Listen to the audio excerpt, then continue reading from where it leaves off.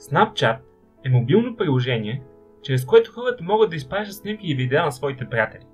То било създадено от студенти в Станфорд. След слабо начало, днес приложението достига над 10 милиарда изпратени снимки дневно. Ето е историята на Snapchat. Реджи Браун разговарял със своя приятел и съученик Еван Шпигел за снимки, които той бил изпратил на момиче през 2011 година. Иска ми се тези снимки, които съм ми пращал, просто да изчезнат. Тогава идеята за Snapchat се зародила в главата на Шпигел и те започнали компанията заедно с Боби Мърфи. Оригиналното име на приложението било Peekaboo. И след като го пуснали на пазара през юли 2011 година, те достигнали 127 потребители до края на лятото. Скандал довел до това, че Шпигел и Мърфи изгонили Браун от компанията. По-късно през годината те решили отново да пуснат приложението, но с ново име. Това име било Snapchat. То станало много популярно, особено сред учениците, които може да пращат съобщения по време на час, без да оставят доказателства за това.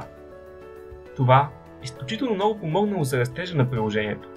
И през април 2012 година приложението имало 100 000 потребители. Виждайки потенциала за успех, голяма компания инвестирала в това приложение.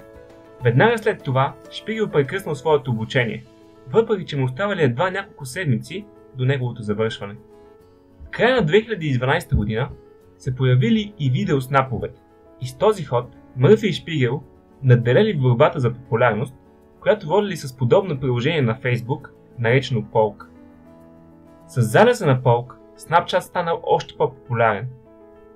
През май 2013 над 150 милиона Snapchat-ове били изпращани всеки ден. През ноември Шпигел отказал оферта за 3 милиарда от Марк Зукърбърг. Това се оказало умно решение, защото през следващата година Snapchat бил оценен на 10 милиарда долара. Слуховете са, че през 2017 година цената на тази компания ще скочи до 25 милиарда долара. Ако видеото ви е харесало, може да го споделите, харесате или да се абонирате за каналът ни, натискайки точно тук. Да, тук. Линк за нашата Facebook страница може да намерите в описанието.